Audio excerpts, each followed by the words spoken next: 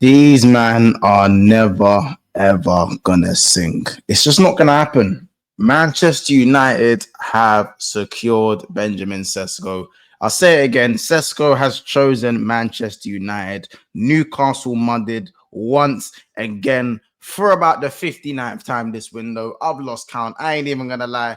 But we need to talk about this Manchester United revival arc. Now, I'm not saying fear Manchester United. These men are cold now. They're this, they're that. I'm not here to say that. I'm here to give credit when it's due. Do you not have any idea? You know what? Before we even get into it, smash the like button.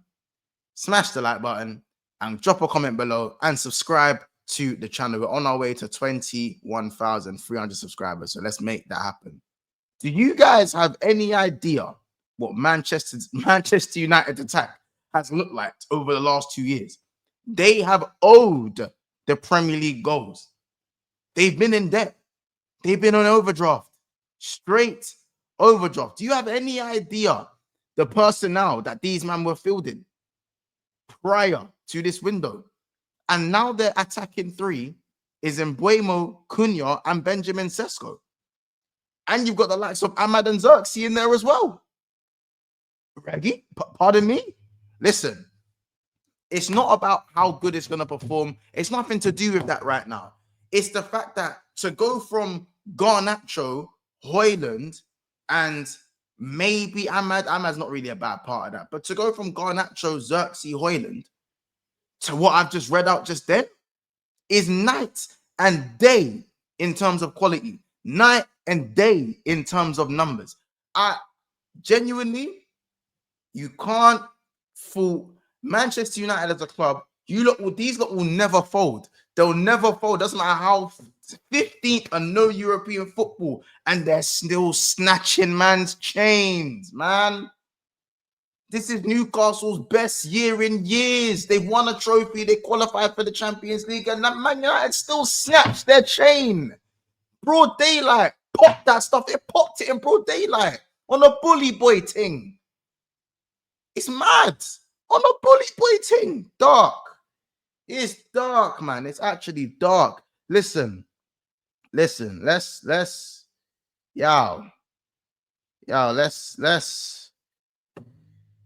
Manchester United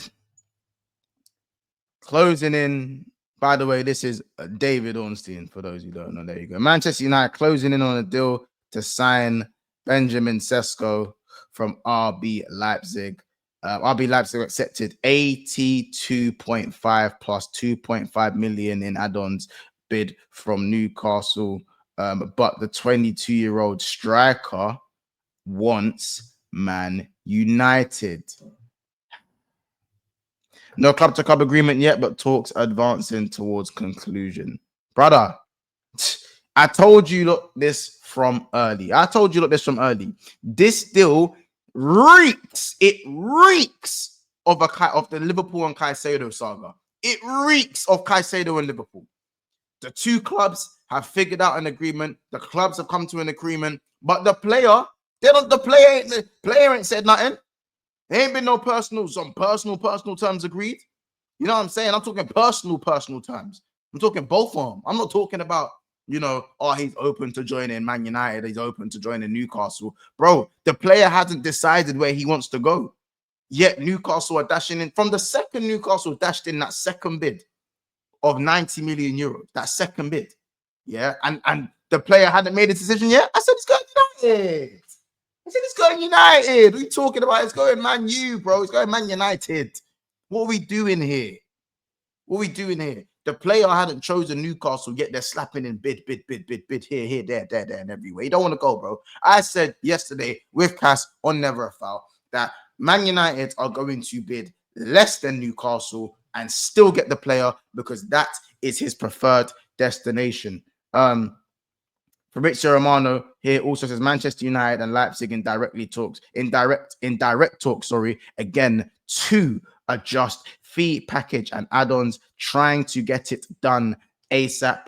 Follows Sesko's decision to join MUFC as revealed last night with personal terms agreed. Sesko will train separately until the deal is done. He's ready to fly. Dark. It's dark for Newcastle. There's a few more updates that I'll scroll down and find right now. A few more. But yeah, understand Manchester United's feeling from earlier today is even stronger tonight. The club believes Benjamin Sesko only wants to join Manchester United. Man United forwarded official contract proposal to Sesko while also keeping negotiations. While also keep negotiating with RB Leipzig. Now, here's the thing.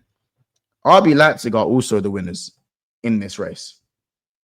They quoted Arsenal at 100 M's. They weren't about to get that. Do you know what I'm saying? They weren't about to get that. You see it? Yeah. They dropped the price down. They dropped the price down to 60 million. Yeah. And then they managed to get a bidding war. I say bidding war with Newcastle and Man United. And they managed to get his price back up to pretty much 85 to probably like 90 million euros, or just between that 80 and 90 million euro mark. So they've got their money. They've got their profit. Leipzig are very much also winners in this situation.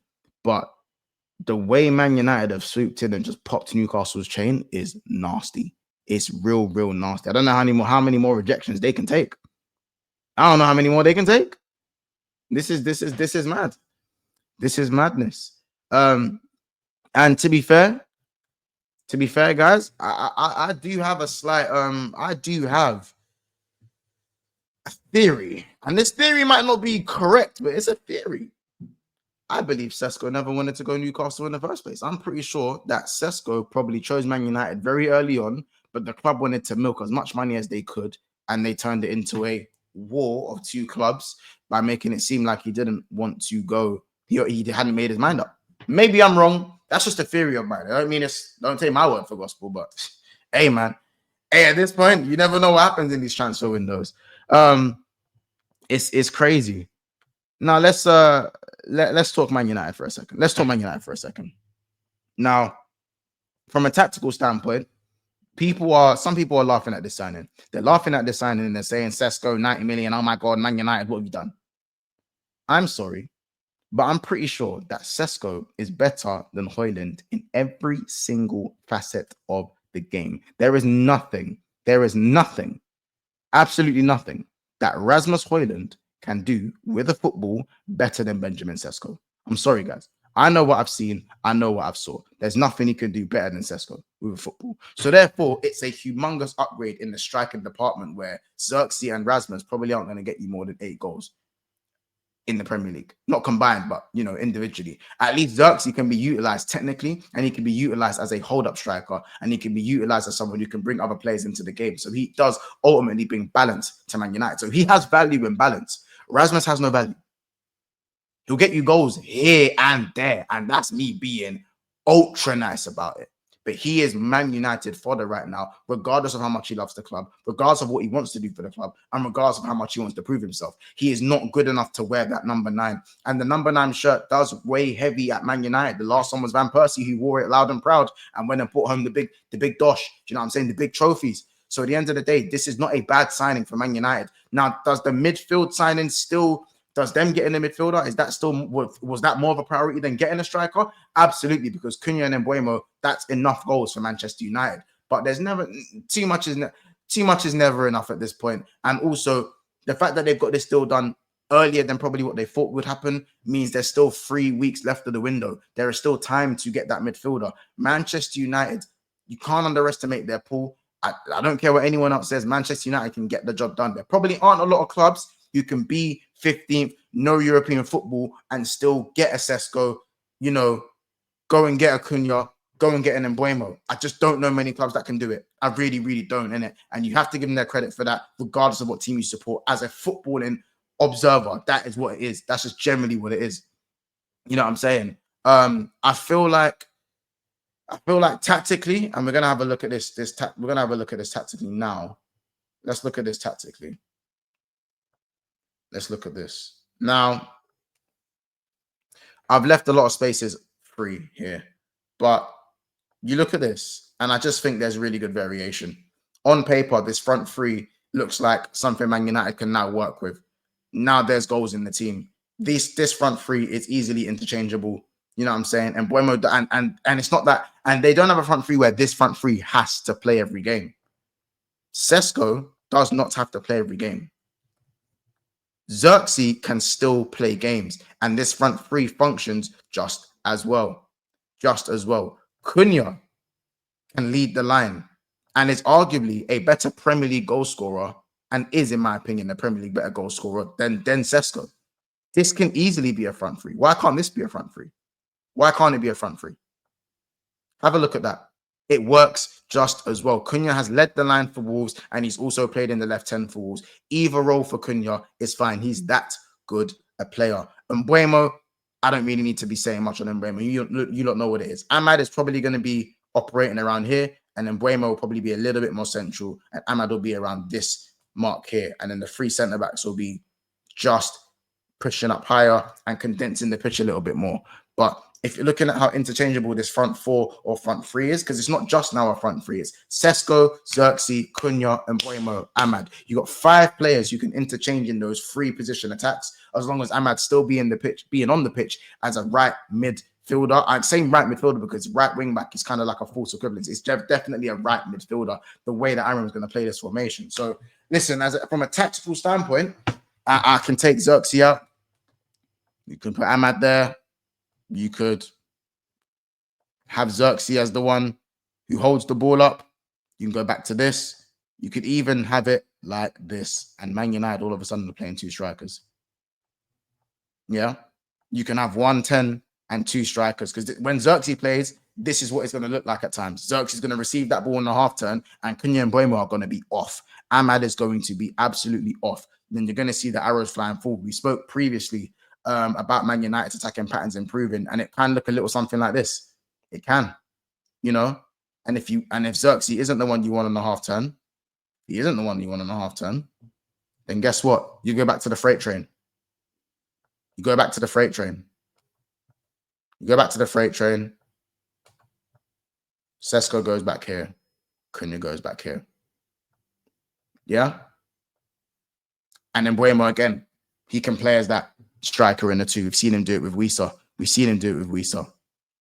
And also, let's not forget, you can stick the captain in this role, who, say what you like, I'm not a fan of the captain, but he creates. Stick the captain there. Get the 2 DMs there, maybe a Baleba if they can bring him in.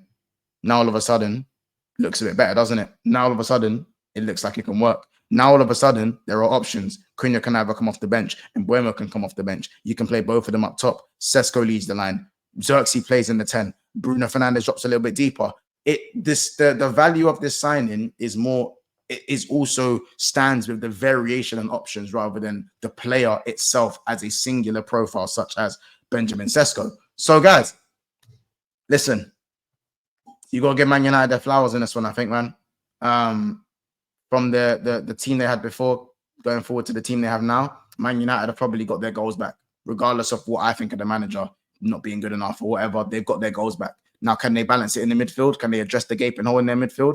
Can they address the defending? Can they address the goalkeeper? We'll have to see going forward. There's still 3 weeks left of the window, but you can't keep Man United this down for this long. They're always going to get the players. Will it be a graveyard or will they thrive? We'll have to see. But the attacking patterns have been there in pre-season.